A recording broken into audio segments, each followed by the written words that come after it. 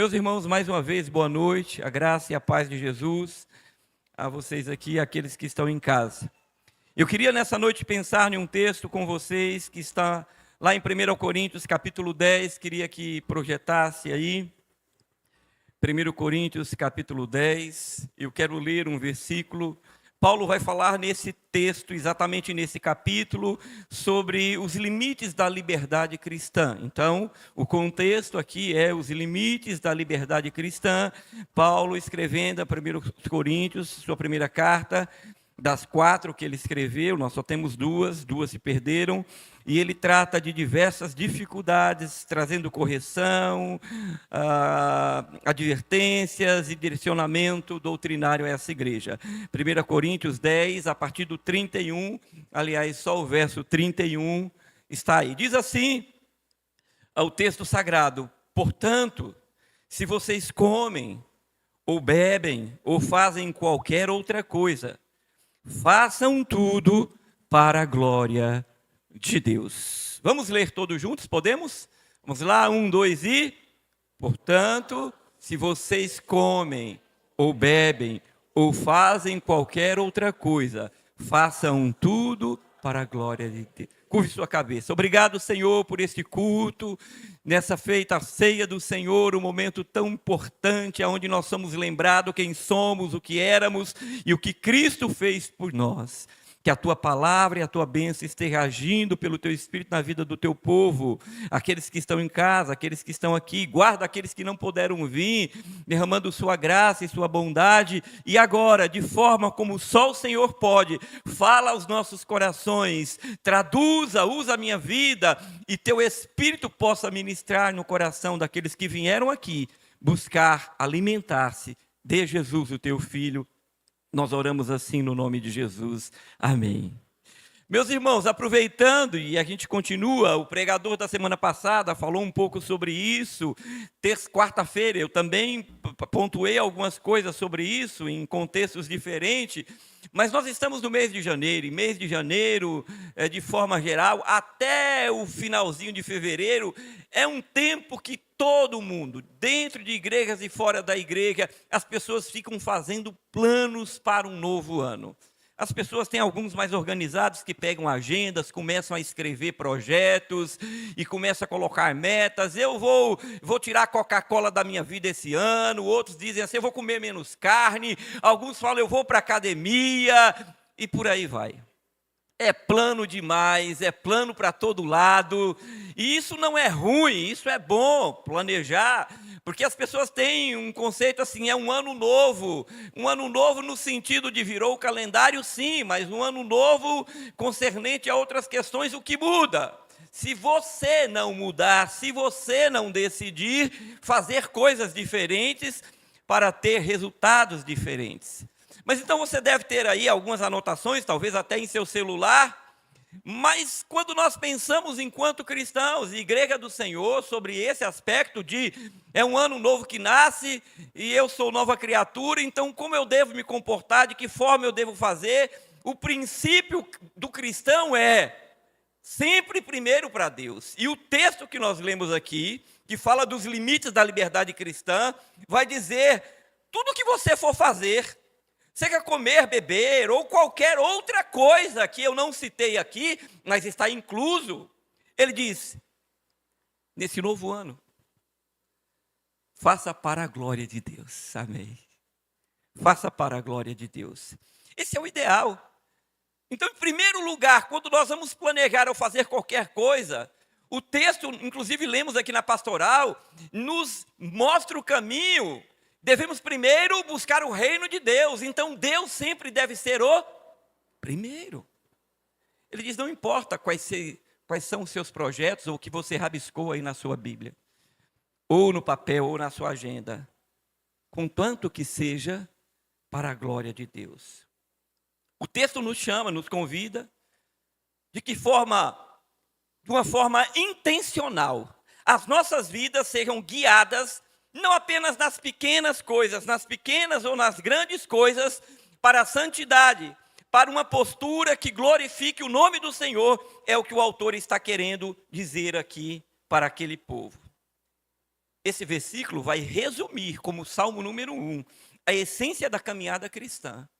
Se você escreveu sua agenda e colocou seus planos, se Deus não está nele, se Deus não está nele, se Deus não está envolvido em todos os seus projetos, provavelmente seriam projetos apenas humanos, que não vão glorificar. E o texto nos convida a tudo que formos fazer, da pequena à grande, apontarmos para Deus como expressão da nossa gratidão ao Senhor.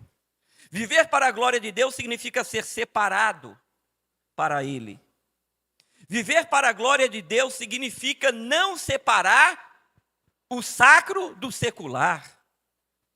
O que o autor está dizendo aqui é que não seja em 2025 crente só na igreja, só enquanto na companhia dos irmãos, só enquanto está louvando ou pregando. Seja crente que glorifique a Deus dentro e fora do mundo religioso. Não separe o sacro do secular. O chamado aqui é para tudo e em qualquer lugar que você faça, faça para a glória de Deus. Seja no seu trabalho, na sua faculdade, na sua família. A sua vida espiritual não tem divisão. Eu sou espiritual na igreja e quando eu saio na segunda-feira amanhã, minha vida é outra coisa. Não é isso. Eu sou honesto junto e na presença do irmão. Eu sou honesto longe da presença do irmão. O meu falar não é profano dentro e na presença dos irmãos e na ausência de qualquer irmão. Tudo que eu deva fazer e falar, a minha honestidade não depende de uma câmera vigiando, não depende de um irmão estar perto de mim. A minha honestidade é fato que eu a vivo para a glória de Deus, para honrar o Senhor. Por isso esse apelo é uma atitude de amor em gratidão. Por isso aqui, pela mesa do Senhor, pelo que Ele fez por você. Então você pertence a Ele, você não é mais seu. E eu queria reforçar essa verdade bíblica. Assim, desde os menores atos que você tiver que fazer, até os mais grandiosos. Seja generoso, seja honesto, ame, perdoe. E fazendo isso para o louvor da glória do Senhor. Devemos constantemente nos perguntar: o que eu estou vivendo, fazendo e a forma com que estou andando e quero andar, vai glorificar a Deus? Tudo que vocês façam, comer, beber ou qualquer outra coisa, façam para a glória do Senhor. É o convite. Faça essa pergunta no seu coração. Tudo que eu tenho feito, que eu pretendo fazer, glorifica a Deus? Seja uma viagem, um passeio. Crente não tira férias de Deus. Serve e serva do Senhor não tem recesso. Eu continuo sendo crente. Eu continuo glorificando e adorando a Deus. O chamado do texto é uma avaliação das nossas vidas. Se eu tenho vivido o evangelho que aponta para honrar e glorificar o nome do Senhor. O apóstolo Paulo vai dizer em um dos seus escritos, está lá em 2 Coríntios 3, 2 e 3, que as nossas vidas é como uma carta escrita. Escute isso, que deve ser como uma carta escrita que os homens leem. Por isso não é só aqui, ou só na sua casa, em qualquer lugar que você vá, você deve glorificar o nome do Senhor. Para isso eu peguei, para que a gente pensasse aqui rapidamente em algumas coisas que precisamos pensar e agir para esse ano. Ele é novo, nós precisamos nos renovar em Cristo e rever a nossa postura. Um livro de um pastor americano que desde muito novo decidiu em seu coração andar de forma que o nome do Senhor fosse glorificado. São as resoluções de Jonathan Edwards. Talvez alguns de vocês já tenham lido ou ouvido falar. Em 1722, esse jovem pastor americano decide viver uma vida que agradava e glorificava a Deus. E ele faz isso escrevendo 70 resoluções do comportamento daquele que serve a Deus e como ele deve andar. E tudo com base em valorizar a disciplina e a vida espiritual. E ele usa alguns pontos interessantes: o tempo, o que eu faço com o meu tempo, as práticas da virtude, como eu tenho me comportado, o combate ao pecado, a minha vida sendo preparada para a eternidade e o meu chamado para falar do nome do Senhor, missões.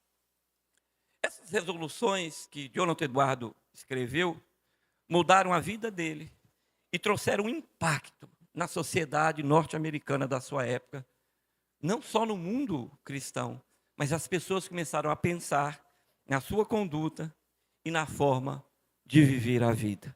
E eu queria então, bem rapidamente, ver com os irmãos o impacto que isso pode trazer para as nossas vidas nesse ano que chamamos de novo 2025. A primeira coisa, baseado no texto, e eu peguei alguns pontos, obviamente que não vou falar de 70, pelo menos uns 12 pontos que este pastor determinou como essencial na vida de qualquer pessoa, e estou usando aqui o texto que nós lemos, tudo para a glória de Deus. E a primeira coisa não poderia ser diferente. O primeiro ponto é: busque a glória de Deus em todas as suas ações, comprometendo-se a realizar tudo visando o máximo para a glória de Deus, em todos os aspectos da sua vida, independente das dificuldades que você passa. Meus irmãos, esse é o chamado do cristão. Se é cantar, é para a glória de Deus. Se é pregar, tem que apontar para Jesus. Se é num trabalho, é para apontar para Jesus. O texto nos chama e ele coloca como primeiro, e não poderia ser diferente, a minha vida neste ano. E é assim que nós devemos pensar: neste ano a minha vida vai ser para glorificar a Deus. Eu quero glorificar, não nesse ou naquele, em todo o meu procedimento, visando a glória de Deus. Então, quando você perguntar, jovem, adolescente, meia idade, melhor idade, o que eu estou fazendo, falando e a forma que estou agindo, glorifica o nome do Senhor? Se a resposta for não, não faça. Porque tudo que fazemos, tudo que fizermos, tem que apontar para a glória de Deus. 1 Coríntios 10, 31. Segundo conceito que ele coloca, que eu acho importantíssimo: aproveitar bem o tempo. A gente fala e planeja, mas daqui a pouco esquece. 98% das pessoas que vivem no planeta, que fazem essas agendas e colocam suas metas, em fevereiro já esquecem tudo e já estão fazendo tudo como sempre fizeram. Ele coloca a disciplina. Esse pastor tinha uma vida de disciplina muito forte. E a disciplina tem um ponto positivo: aqueles que serviram o exército, aqueles que têm por natureza terem disciplina, a despeito de ser presencial ou não presencial, que sabe que tem um dever e que precisa cumprir, receberão o resultado disso. Jonathan Eduardo disse: a disciplina do tempo é algo importante. É vital não desperdiçar o tempo tão precioso com coisas inúteis e fúteis, utilizando de maneira que glorifique o nome do Senhor, para o crescimento espiritual, para abençoar o seu próximo. Efésios capítulo 5, 15 e 16, o texto sagrado vai dizer o quê? Quem lembra? Remi o tempo. Remi o tempo. Precisamos remir o tempo. Eu estudei palestras, li escritos na década de 2000, 2005, 2020 para 2005. Com exaustão. Talvez vocês conheçam essa pessoa. Ele, que eu saiba, não é exatamente um cristão evangélico, mas um homem de princípios. Doutor Luiz Marinho. Eu tenho ainda muito material desse homem. Ele é um palestrante, alguém que palestra no mundo todo e no Brasil, ensinando valores e princípios que partem da palavra de Deus. E eu me lembro, e eu aprendi essa regra muito cedo, que Marinho, em uma de suas palestras, ele diz: ninguém tem mais de 24 horas. Alexandre não tem 26 horas. Ele não tem 2 horas mais que eu. Ninguém aqui tem menos. Daniel não tem 20 horas. Marinho diz, todos nós temos 24 horas, sem exceção. Ele diz, a diferença é como cada um de nós usa as 24 horas. E ele fala isso para treinar e disciplinar pessoas que vivem atropelando o tempo e que não têm tempo para nada. E ele divide em 3 ciclos. Ele diz, você tem 8 horas para dormir. Você tem 8 horas para trabalhar. O que é que você faz com as 8 horas que lhe sobram? Aí é que está o ponto. Esse pastor, ele determinou na sua vida, porque viu o desperdício que a maioria dos seres humanos fazem.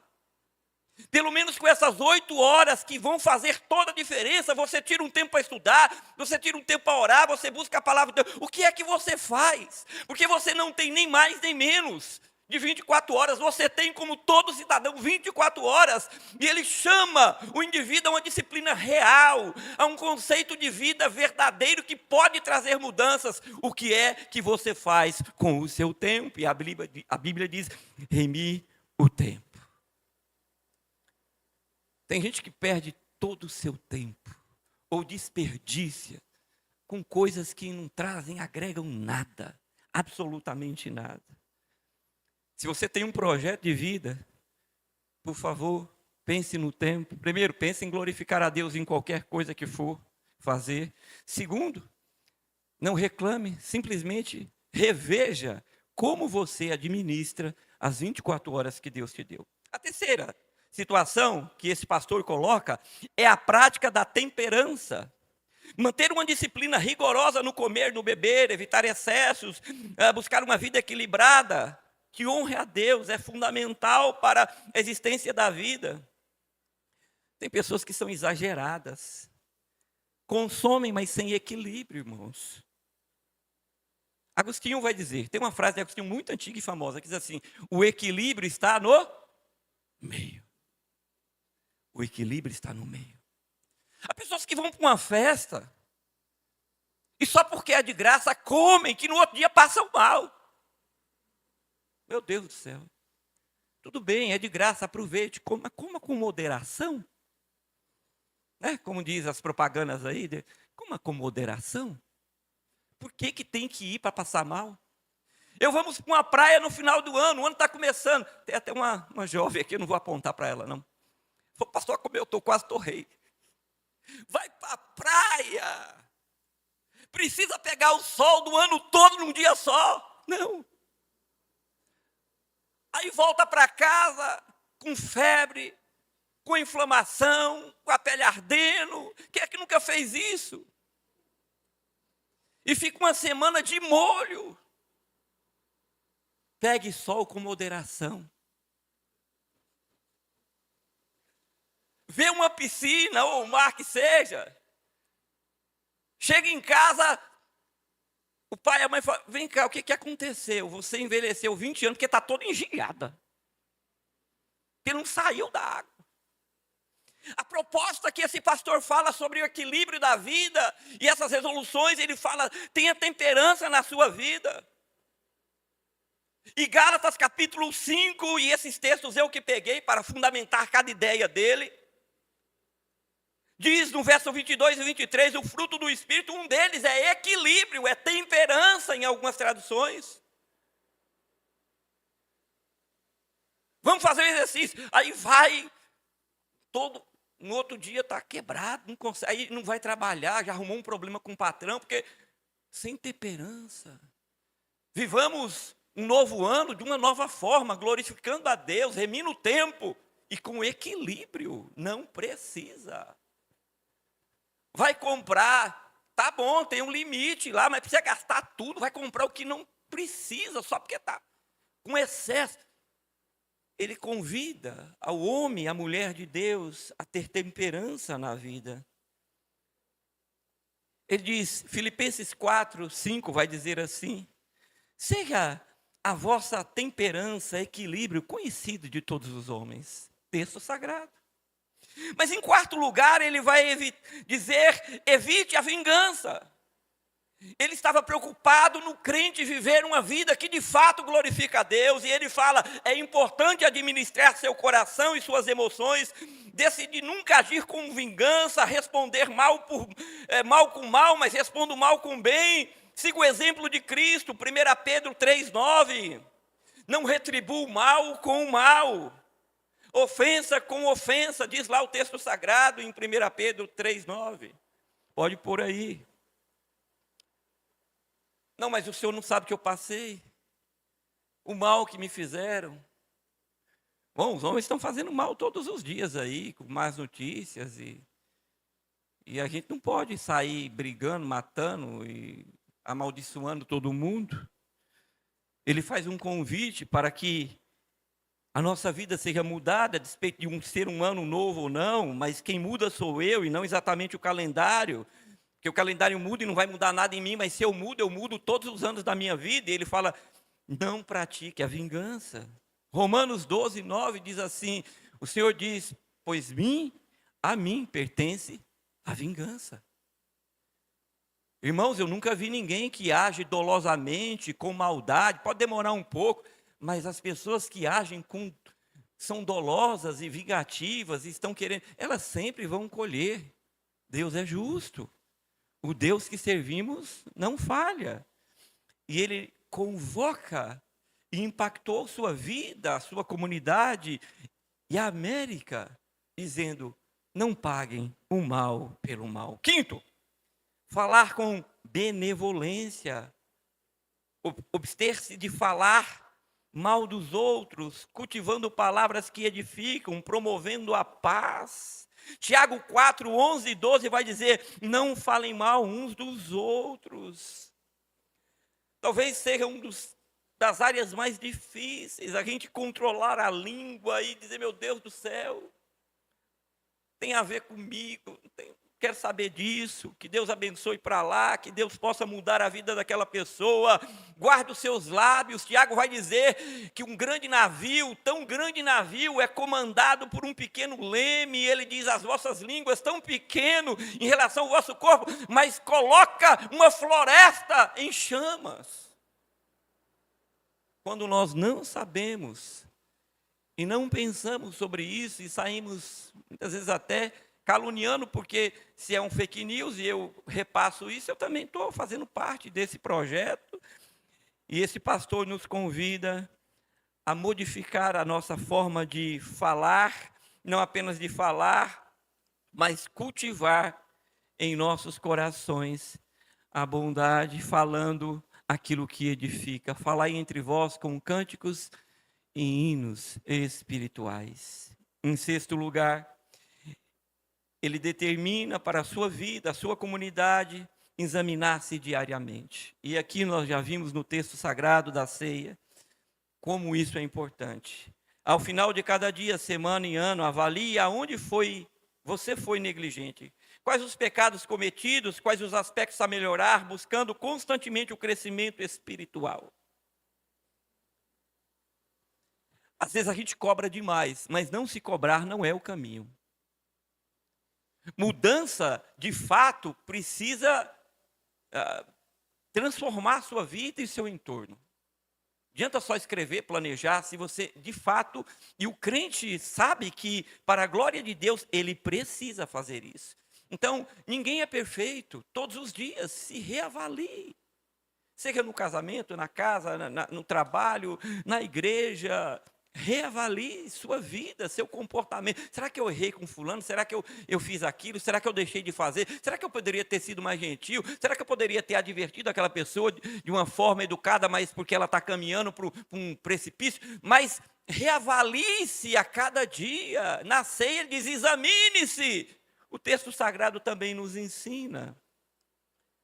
1 Coríntios 13, 1 Coríntios 11, 28 vai dizer, examine-se o homem a si mesmo. Nós precisamos fazer um exercício esse ano. Você quer mudar a sua vida? Todos os dias, antes de dormir, sente-se no seu sofá, na sua cama, e fala, Deus, fala comigo. Na tua luz, vemos a luz. O que é que eu preciso mudar? O que eu fiz hoje que não agradou o seu coração? O que eu deixei de fazer? O que eu falei que eu poderia não falar? Ou de que forma eu poderia falar? Esse pastor, ele coloca como missão da sua vida, determina avaliar-se todos os dias para que ele pudesse, no fim, glorificar o nome do Senhor. Em sétimo, ele clama e coloca como determinação na sua vida arrepender-se diariamente de suas falhas. O exame é diferente, o exame é muito mais amplo, mas aqui ele fala arrepender-se diariamente de suas falhas. Ao perceber que qualquer negligência em cumprir resoluções, arrependa-se e corrija-se. Pontualmente, eles estavam de pecado. Provérbios 28, 13 e 14 diz: quem confessa o seu pecado e deixa, alcançará misericórdia. Nós não estamos brincando de evangelho. Crente não vem para a igreja para se distrair, isso aqui não é shopping center, e não é mercado para ficar passando, pegando uma mercadoria, eu gostei dessa, não. Gostou do pastor, da palavra, gostei daquele louvor, daquele... Isso aqui não é shopping center, isso aqui é a igreja do Senhor, e tudo que nós fazemos aqui é para o louvor e glória do Senhor. Então nós precisamos nos arrepender. Precisamos confessar os nossos pecados. Há um Deus que vê tudo.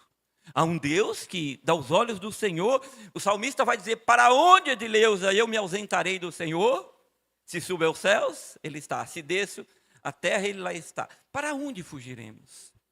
O crente verdadeiro se arrepende. Então, talvez você tenha colocado tantas coisas aí no seu projeto para um ano novo, mas ele aponta aqui alguma coisa que pode mudar a sua vida diariamente. Se arrependa dos seus pecados e peça perdão a Deus, e você vai encontrar um advogado, um justo juiz. Em oitavo lugar, ele diz manter a serenidade diante das irritações, não permitir que pessoas e situações provoquem a ira, o excesso de ira em você, na verdade o excesso de ira.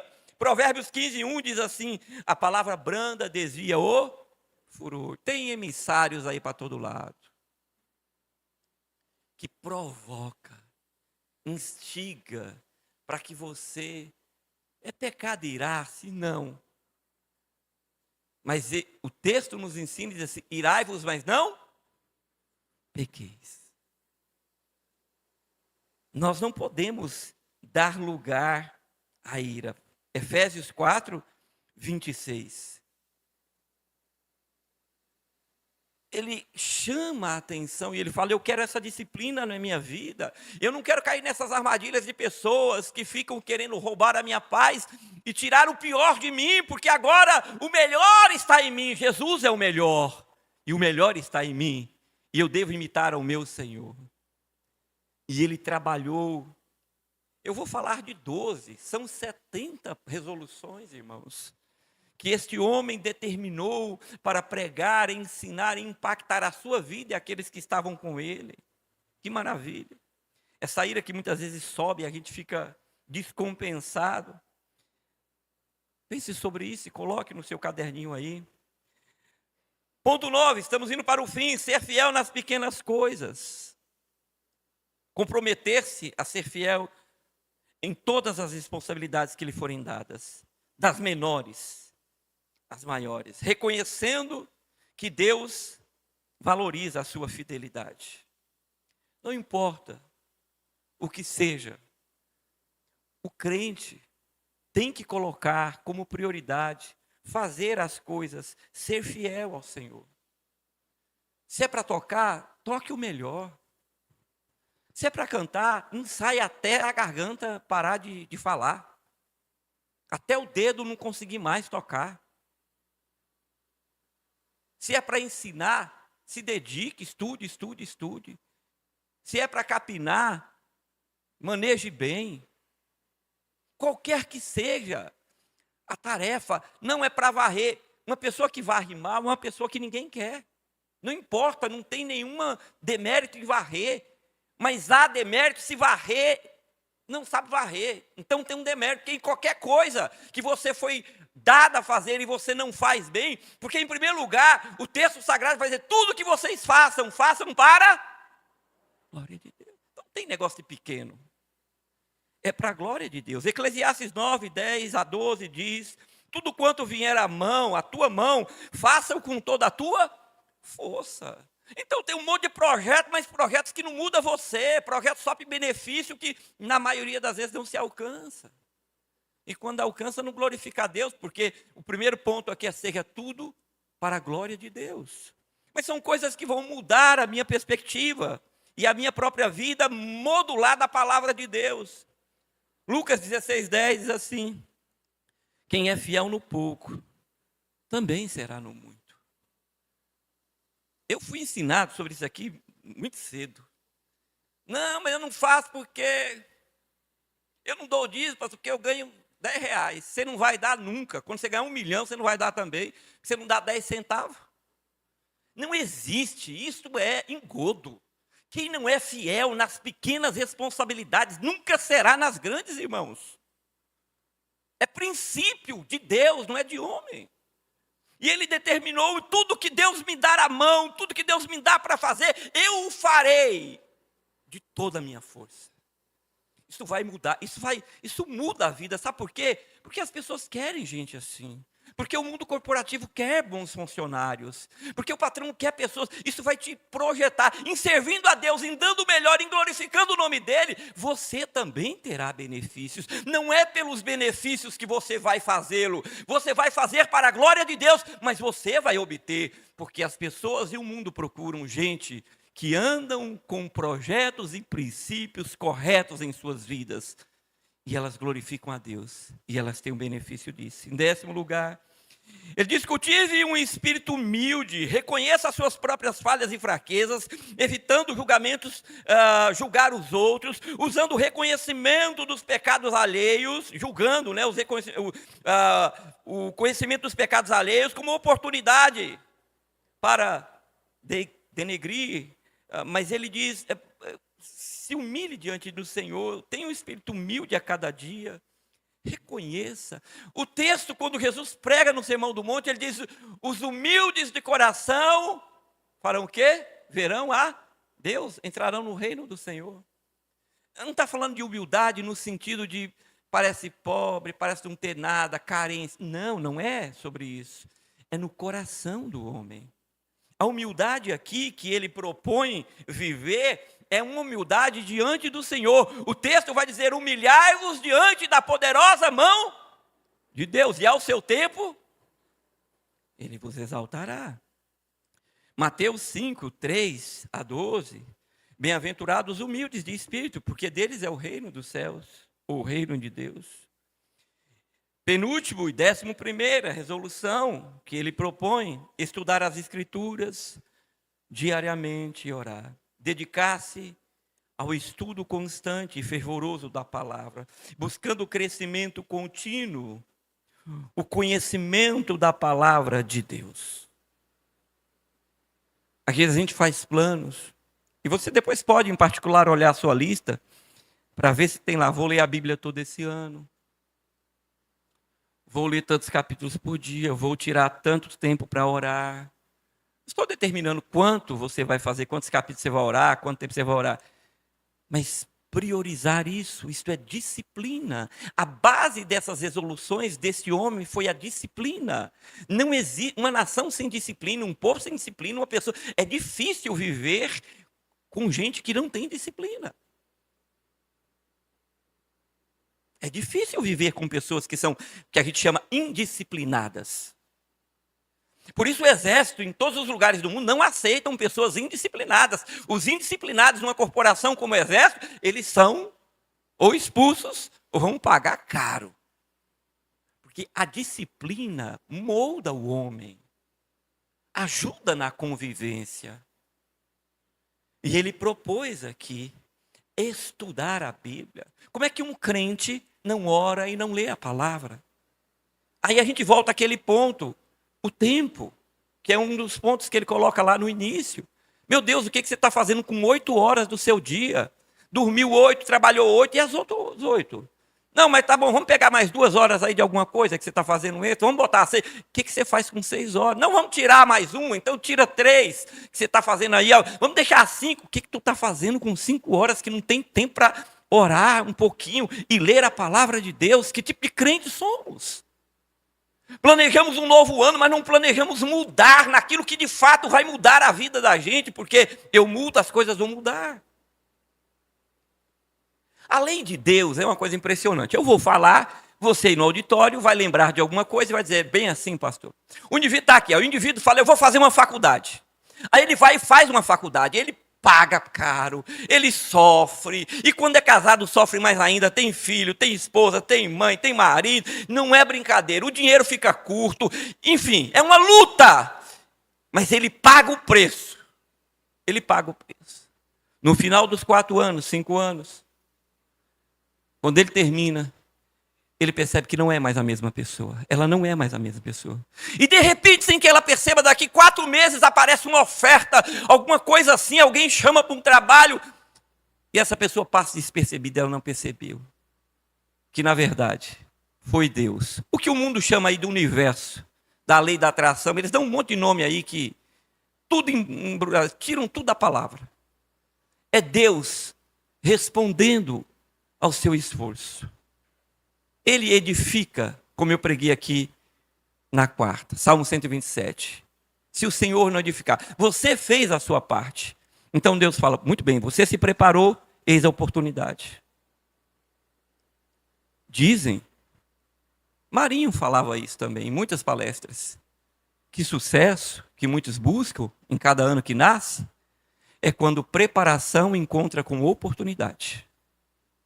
Se prepare, seja um curso técnico, qualquer coisa, aprenda alguma coisa. E a oportunidade vai aparecer. Preparei-me, oportunidade surgiu. Ele diz, estude a Bíblia. Dedique a sua vida espiritual, faça alguma coisa. E 10º, segundo e último, coloque a sua vida, e na sua vida, a meta de ser um instrumento missionário na mão do Senhor. Mateus ou Marcos 16,15 diz, ide por todo o mundo e pregai o evangelho. O crente é um missionário do Senhor a partir de segunda-feira, quando sai do mundo dos crentes. Quando ele se torna um testemunho, uma carta escrita, como Paulo diz. Então ele se torna um missionário. Lembrando que somos luz do mundo e sal da terra. Enviados como missionários, como nosso grande exemplo de missionário Jesus, enviado à terra para falar do amor do Pai aos homens pecadores. Segundo Timóteo 4,2 vai dizer, pregue a palavra a tempo e fora de tempo.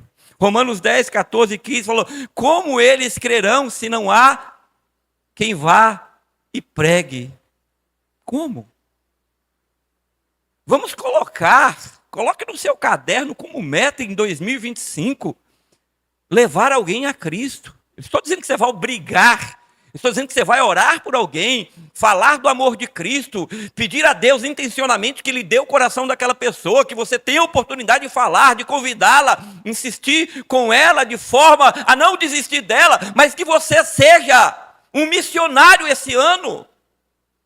São resoluções que mudam a nossa vida para glorificar a Deus e não são projetos que visam apenas bem-estar humano. Tudo isso Deus vai te dar. Querendo, porque poder Ele pode. Mas o texto começa, se você come, se você bebe, e tudo mais que você fizer, faça para a glória de Deus. Isso é um projeto para um novo ano. Porque é uma nova pessoa, com um novo comportamento, dizendo, Senhor, eu quero agir assim. Que Deus possa ter falado ao seu coração, aplicar essa palavra em seu coração. E que de alguma forma você possa pegar, depois você pode dar um Google aí, ou um IA, se você quiser, e ver lá a vida e as 70 resoluções que esse homem determinou em sua vida, que impactou sua vida, impactou as pessoas que estavam com ele, e toda uma nação, para que de fato a gente haja não como a maioria dos homens no mundo, e daqui a pouco esqueça, mas que a gente viva esses valores e essas mudanças para a honra, para a glória do nome de Jesus. Amém? Queria chamar o pessoal do louvor. Queria orar com você enquanto eles vêm. Curve sua cabeça onde você está. E vamos orar. Pai querido e Deus amado, obrigado por esse momento, esse culto tão especial à ceia do Senhor. por cada vida que aqui está, por aqueles que estão em casa. Muito obrigado. Que a tua palavra e tudo que pensamos, refletimos em memória do Senhor, possa transformar e nos incentivar em gratidão e pela força do teu Espírito viver. Senhor, um dia o Senhor levantou esse homem na América para apontar um caminho. Não é o único, não é a única forma, mas sim, ele aponta procedimentos e comportamentos que estão de acordo com a tua verdade e que de fato pode mudar o nosso entorno, enquanto os nossos projetos só falam sobre nós e o nosso bem-estar. Quando nós pensamos no Senhor, em glorificar o teu nome, todas as outras coisas não serão acrescentadas, diz o texto sagrado. Oh Pai, ajuda o teu povo, ajuda esta igreja, ajuda esse pastor, nos ajuda por misericórdia, porque sem ti nada podemos fazer. Suplicamos misericórdia, força e determinação. Nos perdoa pelas nossas falhas. É a nossa oração no nome de Jesus.